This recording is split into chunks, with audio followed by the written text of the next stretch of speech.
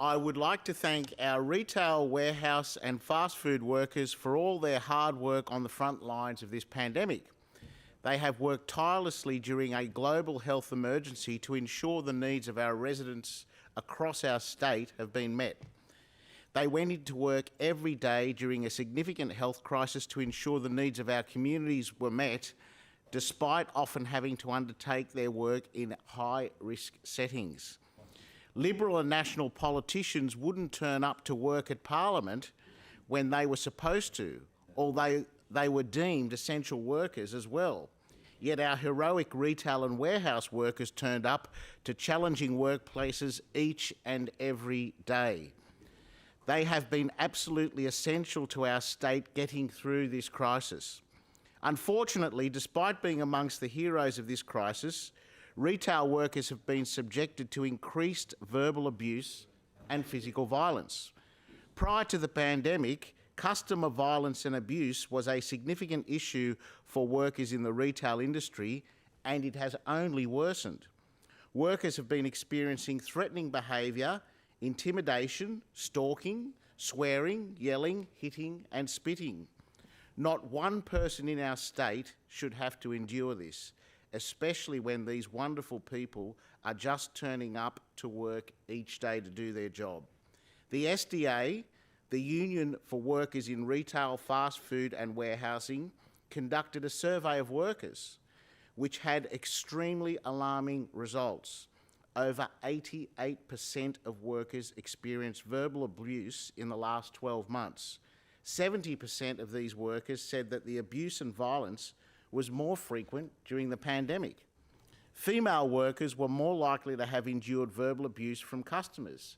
89% of female workers endured abuse and 83% of male workers experienced verbal abuse as well. It is absolutely horrific that more than 1/5 of workers said they had been coughed on or spat at during COVID-19. The abuse really ends up affecting all facets of their lives.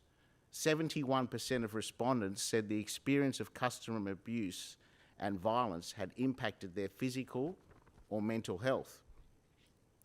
And it's not just the SDA's results that demonstrate this huge issue. The New South Wales Bureau of Crime Statistics data analysed by the McKell Institute demonstrated alarming results too. Intimidation, stalking and harassment incidents at retail and wholesale premises increased by 22% since prior to the pandemic.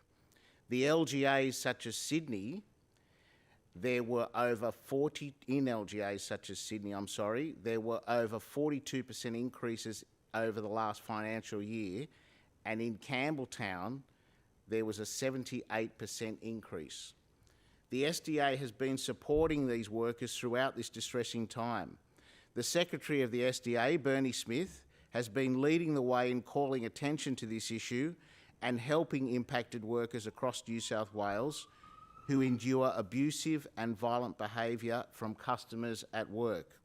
Barbara Niebart, SDA Newcastle and Northern Branch Secretary, has also been part of this very important work. Bernie Smith has been reiterating that the government has a responsibility in enforcing compliance for any public health requirements. The state is reopening. Our retail and fast food workers should not have responsibility for enforcing compliance with the government's health regulations and requirements for their customers. It is absolutely imperative that the New South Wales Government allocate as much resource as possible for protecting these workers. There are huge safety risks they are facing, and the government needs to ensure people are not having to endure verbal abuse and violence for carrying out their jobs. We cannot have our workers face this when they are simply trying to make a living. Retail workers do not make the rules. Police and health authorities must deal with the enforcement, not them. All of our state's residents deserve safe workplaces. These workers have been doing their absolute best throughout such a tough time, and they deserve kindness and respect from all our state's residents. There are zero excuses, Mr. Assistant President, for abuse or for taking out frustration on workers. Once again, thank you to our retail and warehouse workers. you kept our state going through a monumental health crisis.